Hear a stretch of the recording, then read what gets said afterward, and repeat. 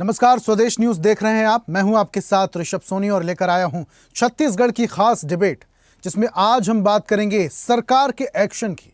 छत्तीसगढ़ में 2 दिन तक चली कलेक्टर एसपी कॉन्फ्रेंस अब सियासी सुर्खियों में है। मुख्यमंत्री विष्णुदेव साय ने अफसरों को साफ चेतावनी दी कि जनहित के कार्यों में लापरवाही बर्दाश्त नहीं की जाएगी। सुशासन, पारदर्शिता और जवाबदेही पर केंद्रित इस कॉन्फ्रेंस में कई बड़े फैसले लिए गए, लेकिन कांग्रेस तंज कस रही है कि सरकार के पास एजेंडा ही नहीं है। दरअसल मुख्यमंत्री विष्णुदेव साय की अध्यक्षता में हुई 2 दिनी कलेक्टर एसपी कॉन्फ्रेंस में प्रशासनिक सख्ती और जवाबदेही पर बड़ा फोकस दिखा। मुख्यमंत्री ने साफ कहा कि शासन की योजनाओं का असली मकसद जनता तक लाभ पहुंचाना है और इस दिशा में कोई भी ढिलाई नहीं बरती जाएगी। जनहित के कार्यों में लापरवाही बर्दाश्त नहीं होगी।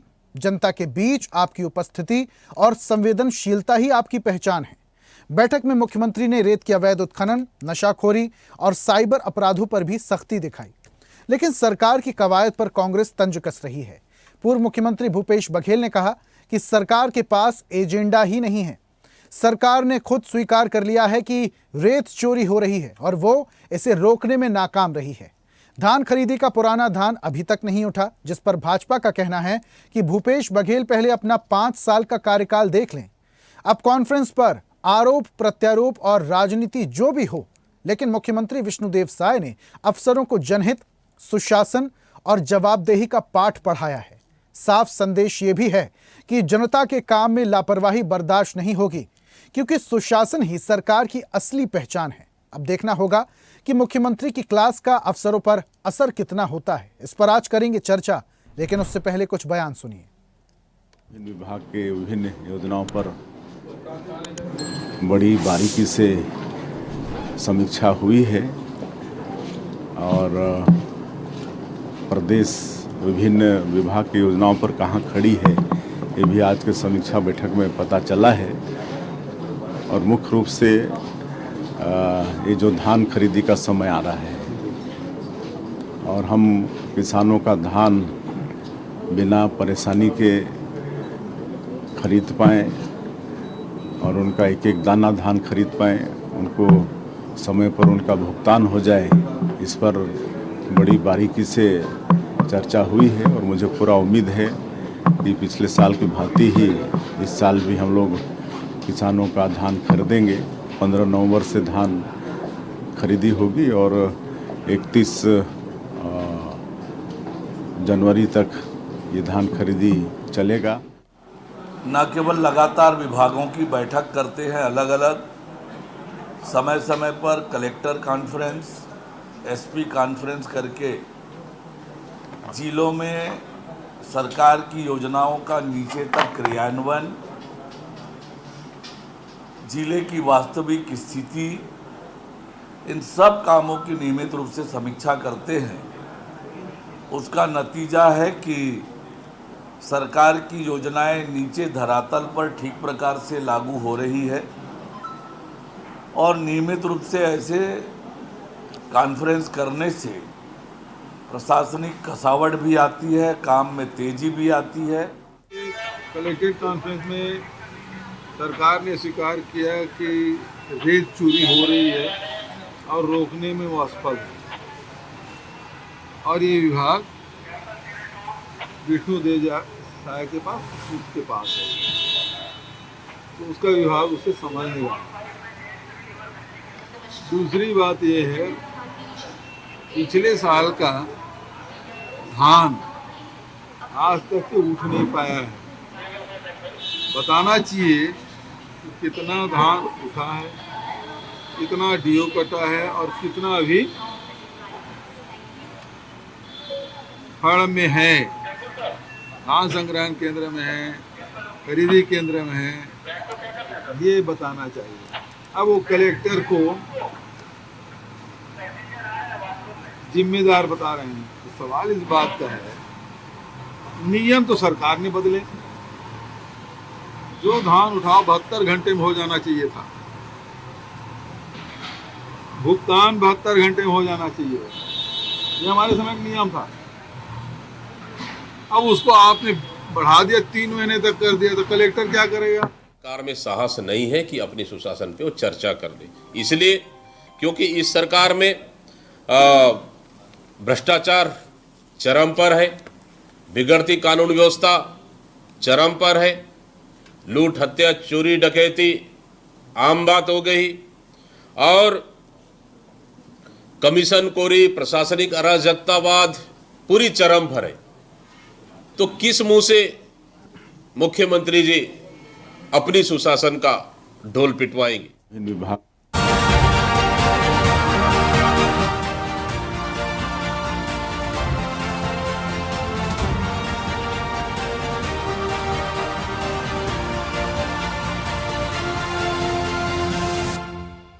तो छत्तीसगढ़ सरकार ने कलेक्टर एसपी कॉन्फ्रेंस का आयोजन किया और इस आयोजन में तमाम अधिकारियों को दो टूक कहा गया। लापरवाही नहीं बरती जाएगी, रेत का उत्खनन नहीं होने देना है, नशाखोरी पर लगाम लगाना है और जो धान खरीदी होगी उसकी भी जिम्मेदारी सरकार की तरफ से तय कर दी गई। इसको लेकर विपक्ष सवाल उठा रहा है कि जिम्मेदारी किस बेस पे तय कर दी गई है, क्योंकि कोई मुद्दा ही सरकार के पास नहीं बचा। क्या वाकई सरकार के पास मुद्दा नहीं है? इस पर आज हम बहस करेंगे। कुछ मेहमान हमारे साथ हैं। कांग्रेस का पक्ष रखने के लिए डॉक्टर शिल्पा देवांगन हमारे साथ हैं। शिल्पा जी बहुत स्वागत। और बीजेपी की तरफ से हमारे साथ मिनी पांडे जी। मिनी जी आपका भी बहुत स्वागत। और चर्चा की शुरुआत शिल्पा जी आपसे ही करेंगे। कलेक्टर एसपी कॉन्फ्रेंस हुई, तमाम अधिकारी इसमें सम्मिलित हुए। अधिकारियों को दो टूक कह दिया गया है कि जो भी अनियमितताएं हैं उस पर नजर डालिए, अगर आप लापरवाही बरतेंगे तो शिकंजा आप पर भी, कार्रवाई आप पर भी। अच्छी बात है। कैसे देखते हैं इस कॉन्फ्रेंस को आप? जी नमस्कार। देखिए 2 साल हो गए भारतीय जनता पार्टी की सरकार छत्तीसगढ़ राज्य में शासन कर रही है, परंतु आज तक शासन और प्रशासन में समन्वय की कमी नजर आ रही है। इसके कई उदाहरण हाल ही में आपने देखा कि किस तरीके से गृह मंत्री और महासमुंद के एसपी के बीच में नोकझोंक और बाताबाती हो गई थी। तो ये समन्वय में कमी दिखाता है। जब शासन और प्रशासन ही समन्वय नहीं बरतेगा तो जनता के ऊपर इसका सीधा प्रभाव दिखाई देगा। और वैसे भी भारतीय जनता पार्टी का इतिहास रहा है कि जैसे ही सत्ता मिलती है जनता से सरोकार करना वो भूल जाते हैं। तो यही इस सरकार में भी नजर आ रहा है, पिछले 2 सालों में भी नजर आ रहा है। वो सुशासन के नाम पर न तो कोई नई योजनाएं बनाए हैं, न नवाचार किए, न धरातल स्तर पर उसे क्रियान्वयन करने की बात ही नहीं कर पाते। इसलिए वो जो तीसरे दिन का है बैठक वो उनको कैंसिल करना पड़ता है। लेकिन तो जनता से संवाद को लेकर कई कार्यक्रम तो सरकार करती आ रही है। जीएसटी को लेकर भी तमाम नेता मंत्रियों को निर्देश दिए गए हैं कि इकाई स्तर तक जाइए, जमीन जाइए, लोगों को बताइए जीएसटी के बारे में। इसके अलावा भी आप कह रही जनता से संवाद नहीं करती सरकार। देखिए बैठकें करने से और संवाद करने से जब धरातल पर रिजल्ट परिणाम नहीं आता है, जनता के समस्याओं को दूर नहीं किया जाता। आप अपने रिपोर्ट में अभी ही दिखा रहे थे, मैं आपकी स्क्रीन में देख रही थी कि समय समय पर एसपी कॉन्फ्रेंस होते रहते हैं, कलेक्टर से बैठकें होते रहती हैं, पहले भी हुई हैं, आपने भी देखा है। तो आज प्रदेश में रेप, गैंगरेप, हत्या, सामूहिक हत्या, बलात्कार और गोलीबारी, शराब तस्करी, ड्रग तस्करी, देह व्यापार, डिजिटल धोखाधड़ी, अपहरण, ये सब की घटनाएं क्यों सामने आ रही है और बढ़ी हुई रूप में सामने आ रही है। प्रदेश में जो आंकड़े हैं, एक उदाहरण बता देती हूँ। एक साल में 1114 हत्या, मतलब आप समझ लीजिए प्रतिदिन 3 हत्या का आंकड़ा है। ऐसे ही लूटपाट के मामले देख लीजिए, 3644 अपहरण के मामले, मतलब प्रतिदिन 10 अपहरण हो रहे हैं। ये हाल बना दिया है भारतीय जनता पार्टी ने छत्तीसगढ़ प्रदेश का। छत्तीसगढ़ प्रदेश तो शांत राज्य हुआ करता था ना, हमने आपने देखा भी है, छत्तीसगढ़ की धरती को देखा है, महतारी की जैसे पूजा भी है, परंतु भारतीय जनता पार्टी कांग्रेस शासनकाल में अपराध नहीं होते थे शिल्पा जी? अपराध में कमी आई थी, एनसीआरबी की रिपोर्ट भी देख लीजिए, परंतु आज तो हर प्रिंट मीडिया में आप देख लीजिए हेडिंग ही रहती है, बेटियां खतरे में, आंकड़े डरावने आपके शासनकाल से पहले बीजेपी का शासनकाल था शिल्पा जी, आपकी सरकार आई और 3 से 4 साल के अंदर ही 60,000 से ज्यादा धर्मांतरण के केस दर्ज किए गए थे। इसके अलावा अमेरिका की मैं बात करूं तो डोनाल्ड ट्रंप ने एक वक्तव्य बोला था कि भारत में अगर अमेरिका की महिलाएं घूमने जा रही हैं तो कुछ राज्य ऐसे हैं जहां पर वो जाने से बचें या जाएं तो पहले हमें बता दें। उनमें से एक छत्तीसगढ़ भी था। अब आप ये कहेंगे कि बीजेपी की सरकार आ गई थी। बीजेपी की सरकार को बने 6-7 महीने हुआ था, इससे पहले आपकी सरकार थी। 5 साल में अपराध इस कदर बढ़ गया था कि अमेरिका के राष्ट्रपति को यह कहना पड़ रहा है कि छत्तीसगढ़ मत जाइए। देखिए, उस जिस समय की आप बात कर रहे हैं उस पर हम चर्चाएं और डिबेट कर चुके हैं। बिल्कुल। और ये जो 2 साल का जो कार्यकाल रहा है उसमें इतनी घटनाएं बढ़ चुकी हैं कि अब जो है अमेरिका को भी एडवाइजरी जारी करना पड़ रहा है। तो ये किसकी नाकामी है? धरातल स्तर पर भारतीय जनता पार्टी की नाकामी है। आज का ही हाल देख लीजिए, मैंने कहा ना, समन्वय की कमी है। जिस प्रकार से माननीय सर्वोच्च न्यायालय ने भी फटकार लगाई है, कई ऐसे भ्रष्टाचार हो रहे हैं। भ्रष्टाचार की बात कर लीजिए, चलिए, कि स्कूलों में खरीदी बिक्री हुई टेबल बेंच की, उस पर माननीय सर्वोच्च न्यायालय ने उसे निरस्त करने का आदेश दिया था। समीक्षा होनी चाहिए, मैं ये नहीं कह रही हूँ समीक्षा नहीं होनी चाहिए, बैठकें होनी चाहिए, समीक्षा होनी चाहिए, परंतु ये सरकार जो है, भारतीय जनता पार्टी की सरकार, अपनी जिम्मेदारी से भागती है, वो महत्वपूर्ण। भारतीय जनता पार्टी अपनी जिम्मेदारियों से भागती मतलब है। चलिए ठीक है, सरकार की जो जिम्मेदारियां तय हैं, जिस वजह से जनता ने ट्रिपल इंजन की सरकार बनाई है, उन जिम्मेदारियों से सरकार भागती है। मिनी जी, क्यों भागती है सरकार अपनी जिम्मेदारियों से? जय जोहार ऋषभ जी। देखिए, अभी जिला की जिम्मेदारी कलेक्टर और एसपी के हाथों में होती है। वो जवाबदेह होते हैं जिला की हर एक गतिविधि का, और उसी को लेकर के अभी बैठक हुई थी मुख्यमंत्री जी के नेतृत्व में। उसमें सभी जिलों के कॉन्फ्रेंस का जिक्र कर रही कलेक्टर, हैं, वन विभाग के अधिकारी और सभी को, जी हाँ, उसी की जिक्र कर रही है। और उस छत्तीसगढ़ की सरकार चाहती है कि छत्तीसगढ़ में अपराध कम हो, हर क्षेत्र में, चाहे वो शिक्षा हो, चाहे वो क्राइम से लेकर हो, कि हो सुरक्षा व्यवस्था हो, स्वास्थ्य व्यवस्था हो, लोगों की जो भी अभी में सरकार का काम है, इस तरीके की घटनाएं हो रही है। शिल्पा जी, एक मिनट आप सुनिए। आप जो भी जिस तरह की आपराधिक घटनाएं, जैसे भी कोई भी आपराधिक घटनाएं हो रही है, उस पर तुरंत कार्रवाई हो। महिलाओं से संबंधित, बच्चियों से संबंधित कोई भी आपराधिक मामला आ रहा हो तो उस पर तुरंत चार्जशीट दाखिल हो, तुरंत एफआईआर हो, तुरंत इसके निर्देश दिए गए। तो सरकार, तो ये आप मान रहे हैं कि अपराध का ग्राफ बढ़ गया है आपकी सरकार में? ये तो मान रहे हैं मिनी जी आप, ये अच्छी बात, ये मान रहे हैं? देखिए, आप 2 साल की हमारी भाजपा की सरकार और 5 साल की कांग्रेस की सरकार, आप तुलना करिए। आप 5 साल पहले जाइए और जिस छत्तीसगढ़ को अपराध में चरम पे था, अब बिहार और ये बांग्लादेश के बाद ये देखिए मिनी जी, ये विरोधाभास है। आपकी 2 साल का सरकार का आप कंपैरिजन 5 साल से करते हैं, फिर जब उनकी सरकार थी तब आप कंपेयर करते थे 15 साल से, तो ये गलत बात है ना। इस तरीके से कंपैरिजन नहीं, इसके लिए और इस कंपैरिजन के लिए सरकार, जनता ने आपको थोड़ी चुना था। ट्रिपल इंजन की सरकार है आपकी। बार बार जो कांग्रेस ये कहती है, बार बार जो कांग्रेस ये कहती है कि भारतीय जनता पार्टी के आई है तो इतने आपराधिक घटनाएं बढ़े। आज आपराधिक घटनाएं दर्ज हो रही है, एफआईआर हो रहा है, उस पर कार्रवाई क्यों नहीं पता चल रहा है। इनके समय कंट्रोल करने के लिए ही ये बैठक किया गया था, कंट्रोल करने के लिए ही, ताकि शासन प्रशासन। अच्छा, एक कॉन्फ्रेंस जो है मिनी जी, क्या ये अपराध को कंट्रोल करने के लिए ही था? पहले भी बैठकें हुई शिल्पा जी, एक एक करके, ऐसे नहीं मिनी जी, ये जो कॉन्फ्रेंस हुई है मिनी जी, ये जो कॉन्फ्रेंस हुई है, क्या ये अपराध को कंट्रोल करने भर के लिए थी क्या, और कोई उद्देश्य थे? जी नहीं, देखिए, इस पूरे बैठक का उद्देश्य था अपराध को कंट्रोल करना, शहर के लोगों को, हर जिले के शहर के लोगों को, जो भी राज्य सरकार धान को लेकर भी फैसला हुआ है, योजना धरातल तक जा रही है कि नहीं, योजना का लाभ।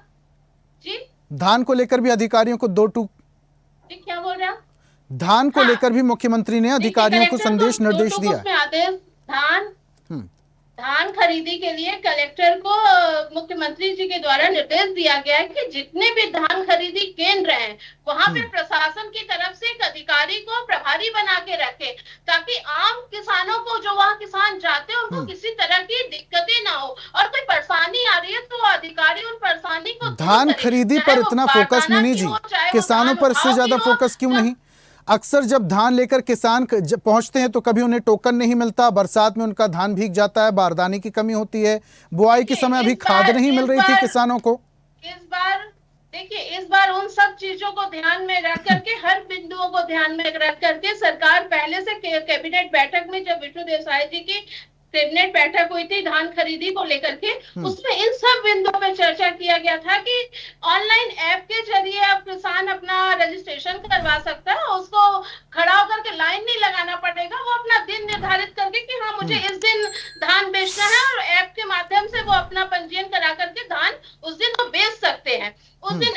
इसलिए सरकार देखिए हर तरीके से चाहती है कि कोई भी तरह का, पिछली बार देखिए धान उठाव में दिक्कतें आ रही थी, इस बार पहले से निर्देश जारी कर दिया गया है कि वाहन की पूरी उचित व्यवस्था। लेकिन मिनी जी, आपको नहीं लगता है कि जो पहले का धान पड़ा हुआ है पहले उसका उठाव होना चाहिए और उसके बाद अगली धान खरीदी की तैयारी होना चाहिए? सरकार उस पे भी है। देखिए मैंने कहा ना, कैबिनेट बैठक में कलेक्टर और बाकी अधिकारियों को इसीलिए निर्देश दिया गया है, इसीलिए सबको बुला के समीक्षा बैठक ली गई है कि इस तरह की अनियमितता ना हो, उसको प्रशासन की जिम्मेदारी है, ये कलेक्टर और वहाँ के एसपी और वहाँ के अधिकारियों की जिम्मेदारी है, उनको अवगत कराया गया है कि इस तरह की अनियमितता ना आने पाए, जो पहले जैसी थी वैसी अनियमितता ना आए, किसानों को पूरी तरीके से सुविधा मिले, इसी के लिए बैठक किया गया। इसमें कांग्रेस को तकलीफ क्या है? कॉन्फ्रेंस का ये उद्देश्य था कि अधिकारियों को सूचित कर दिया जाए कि आपकी जिम्मेदारियां तय कर दी गई हैं, उन जिम्मेदारियों का पालन बखूबी करना है। शिल्पा जी देखिए, अधिकारियों को जब निर्देश दिए गए हैं तो अधिकारी उस हिसाब से उस चीज का पालन भी करेंगे और जाहिर सी बात है सरकार की प्रतिबद्धता है, धान खरीदी के दौरान कोई भी समस्या होती है तो अधिकारियों की जिम्मेदारी अगर तय कर दी गई है तो अधिकारी उस हिसाब से काम करेंगे, ये तो अच्छी बात है। देखिए ऋषभ जी, सबसे पहली बात मैं एकदम स्पष्ट करना चाहूंगी कि प्रदेश में जब सरकार बनती है, सरकार अपने तरीके से प्रदेश के नियमों का संचालन करती है, तो नीतिगत निर्णय लेने का कार्य शासन का होता है। उस नीतिगत निर्णय के हिसाब से प्रदेश के अधिकारियों को दिया जाता है कि ये गाइडलाइन दी जाती है कि उस निर्णय के हिसाब से कार्य होगा। ये कार्य प्रणाली ऐसे ही चलती है कि नीतिगत निर्णय लिए जाते हैं। अब आप धान की बात कर रहे थे, धान की खरीदी के लिए 15 नवंबर का निर्धारण किया गया है, तारीख का निर्धारण किया गया है। अब तक सरकार ने बारदाने की समुचित व्यवस्था नहीं की है, तो क्या कलेक्टर खुद से जाके बारदाने की व्यवस्था कर देंगे? क्या उसमें फंड जो खर्च होने हैं, क्या सरकार मेरे बात सुन लीजिए, फंड की व्यवस्था क्या कलेक्टर और एसपी के हाथ में है? कलेक्टर और एसपी सिर्फ आदेश का पालन करेंगे, नीतिगत निर्णय जो है वो सरकारों का कार्य है। इसीलिए मैं कह रही हूं, भारतीय जनता पार्टी की सरकार जो है अपनी जिम्मेदारी से हमेशा भागती है और अपने नाकामी का ठीकरा इसके और उसके ऊपर फोड़ने की कोशिश करती, जैसे कि मिनी जी की बातों से पूरा देखिए शिल्पा जी, देखिए आपकी जब सरकार थी इस दौरान भी बारदाने की समस्या होती थी, किसान परेशान होते थे, कभी चबूतरा नहीं बनता था, शेड नहीं बनता था, बारिश के समय में धान भीग जाता था और उसके बाद जो अंकुरित हो जाता था धान उसकी लिए नीलामी होती थी, नुकसान किसानों को होता था।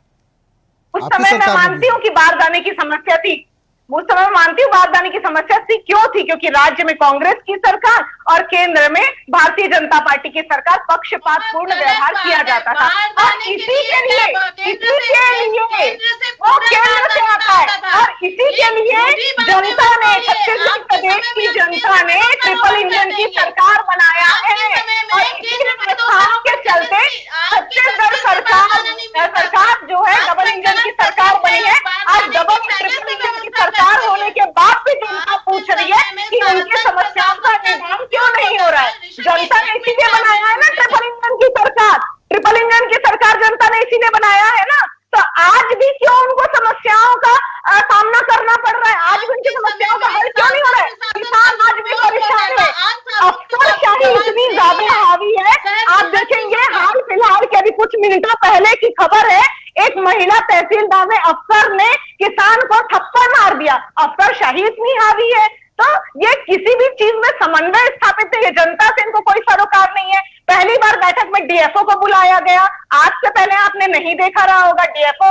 इनका मुख्य उद्देश्य है जनता से सरोकार नहीं है, इनको अडानी के लिए मुनाफा करने का रास्ता खोलना है। कि किस प्रकार से डीएफओ को बुलाने का यही उद्देश्य समझ में आ रहा है मुझे तो, कि किस प्रकार से जल जंगल जमीन जो कि आदिवासी भाई बहनों के हैं, आदिवासी भाई बहनों के जल जंगल जमीन के हक और अधिकार का हनन करने के लिए भारतीय जनता पार्टी हमेशा तत्पर रहती है। तो आप बताइए ना, डीएफओ को बुलाने का क्या उद्देश्य है? आप बताइए ना, जेम कोर्ट में 80,000 का मशीन इस बात का उत्तर दे दीजिए, योजनाएं चलती है वो डीएफओ के इस बात का उत्तर दे दीजिए। 80,000 का लेकिन शिल्पा जी देखिए, कलेक्टर एसपी की जिम्मेदारी अगर तय कर दी गई है धान खरीदी के लिए, तो इसमें समस्या क्या है? कई बार ऐसी स्थितियां होती है, किसान आपस में लड़ जाते हैं, कई बार ऐसी स्थिति हो जाती है कि टोकन के लिए किसानों को लंबी लाइन में लगना पड़ता है, कई बार सांठगांठ हो जाती है, इसलिए जो किसान होते हैं वो आगे लगकर लाइन में टोकन ले लेते हैं। कई बार ऐसी स्थितियां बन जाती है। अगर इसकी मॉनिटरिंग बड़े अधिकारी करेंगे, एसपी कलेक्टर करेंगे, तो जाहिर सी बात है कि जो धान खरीदी जो उत्सव के तौर पर छत्तीसगढ़ के लोग मनाते हैं, किसान मनाते हैं, ये बखूबी संचालित होगा। निश्चित रूप से छत्तीसगढ़ धान का कटोरा है और धान खरीदी एक उत्सव के रूप में ही मनाया जाता है। आज से नहीं, कई सालों से, कई वर्षों से मनाया जा रहा है। और किसानों को जो भी समस्याएं आती हैं, सरकारों की जिम्मेदारी होती है कि उस समस्या का समाधान निकाला जाए, परंतु ये सरकार नाकाम साबित होती है। वही तो बात है ना, आप आदेश करिए, आप चेतावनी दीजिए, आप बैठकें करिए, परंतु उसका परिणाम धरातल स्तर पर आना चाहिए। प्रश्न तो यही है कि धरातल स्तर पर वो समाधान क्यों नहीं उतर पाता है। इस बात का उत्तर मिनी जी नहीं दे पा रही है। वो इधर उधर की बातें जरूर कर रही हैं, वो नहीं बता पा रही है जेम पोर्टल में किस प्रकार से 80,000 की रोटी मशीन को 8 लाख में खरीदा गया, 70,000 का टीवी को 10 लाख में खरीदा गया, 150 रुपए की चप्पल को 1350 में खरीदा गया। ये सारे जो चीजें हो रही हैं, वो सरकार के संरक्षण में हो रही है। आज बहस का मुद्दा जो है वो कलेक्टर कॉन्फ्रेंस का है। यंत्र घोटाला, अधिकारियों का ही संरक्षण है ना, अधिकारियों का ही संरक्षण है ना। कृषि यंत्र का घोटाला हम बहस कर रहे हैं, हम चर्चा कर रहे हैं अधिकारियों के संरक्षण में, अधिकारियों का संरक्षण है ना। अफसरशाही जो है, अधिकारी खुश हो गए, इसी बात पे हम चर्चा कर रहे हैं। बुनियाद बातें मत बोलिए, भ्रामक बातें मत बोलिए। घोटालों की सरकार आपकी थी, कृषि यंत्र का घोटाला। अभी कुछ दिन पहले ऋषभ जी आप ही के चैनल में डिबेट हुआ था, कृषि यंत्रों का घोटाला इन्हीं के द्वारा सामने आया हुआ है, जो मैं बता रही हूँ ना, सही है। आज यहाँ पे बैठ करके झूठ बोल रही है। अरे डीएफओ क्यों नहीं इन्वॉल्व होगा? वनांचल है ये, छत्तीसगढ़ वनांचल क्षेत्र है, आदिवासियों तक केंद्र की राज्य की योजनाएं उन तक पहुंचे, इसके लिए डीएफओ को निर्देश दिया गया है। प्रशासनिक अधिकारियों का कर्तव्य बनता है, कलेक्टर एसपी का कर्तव्य बनता है कि उनके जिले में जो भी गतिविधि हो रही है उसमें उनकी इन्वॉल्वमेंट रहे, सक्रियता रहे, वो कड़ाई से निर्देश का पालन। लेकिन मिनी जी, जिन अधिकारियों को निर्देशित किया गया है, उन अधिकारियों की नियत पर भी ध्यान देना होगा कि क्या अधिकारी वाकई जमीनी स्तर पर जाकर लोगों को लाभ दिलाने की कोशिश कर भी रहे हैं कि नहीं। ये कॉन्फ्रेंस करने से कुछ नहीं होगा। क्या इन अधिकारियों पर भी मॉनिटरिंग होना चाहिए? नहीं, बिल्कुल नहीं। लास्ट कमेंट शिल्पा जी।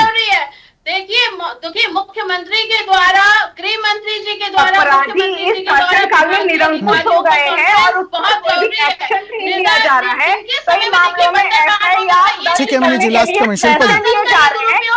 शिल्पा जी से लास्ट कमेंट। शिल्पा जी लास्ट कमेंट। अपराधी निरंकुश हो गए हैं, अपराधी निरंकुश हो गए हैं, बेखौफ हो गए हैं, और अपराध का जो डंडा है आम जनता पर चल रहा है। मतलब जनता सीधा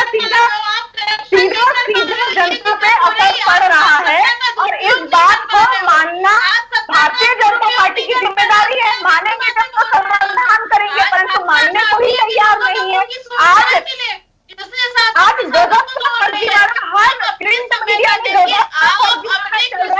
सरकार जो है काला चश्मा लगाकर, चलिए ठीक है, डबल इंजन की सरकार, ठीक है। कलेक्टर कॉन्फ्रेंस, एसपी कॉन्फ्रेंस का जो उद्देश्य था वो सरकार का स्पष्ट है, अधिकारियों को निर्देशित कर दिया गया है। लेकिन क्या असर इसका जनता में होता है, क्या असर इसका जमीनी स्तर पर होता है, और क्या अंतिम पंक्ति में खड़े अंतिम व्यक्ति तक सरकारी योजनाओं का लाभ इस कॉन्फ्रेंस के जरिए पहुंचता है या नहीं, ये आने वाला वक्त बताएगा। बहुत शुक्रिया मिनी जी हमारे साथ जुड़ने के लिए। शिल्पा जी आपका भी बहुत बहुत शुक्रिया चर्चा में शामिल होने के लिए और अपने तर्क रखने के लिए। आज हम बात कर रहे थे सरकार के एक्शन की। सरकार ने एक्शन लिया कैसे? कलेक्टर एसपी कॉन्फ्रेंस करके। कॉन्फ्रेंस में अधिकारियों को निर्देश दो टूक कि कहीं पर भी कोई लापरवाही नहीं होनी चाहिए, और धान खरीदी की जिम्मेदारी भी कलेक्टरों को तय कर दी गई है। अब ये जिम्मेदारी बखूबी कलेक्टर निभा पाते हैं या नहीं? जो त्योहार के तौर पर धान खरीदी मनाई जाती है, उसका सही संचालन हो पाता है या नहीं, यह आने वाला वक्त बताएगा। आज की खास पेशकश में फिलहाल इतना ही। देखते रहिए स्वदेश न्यूज, सबसे पहले देश। और ऐसी ही ताजा खबरों के लिए लाइक, फॉलो और यूट्यूब पर सब्सक्राइब कर बेल आइकन जरूर दबाइए और हर अपडेट के लिए विजिट कीजिए स्वदेशलाइव.com।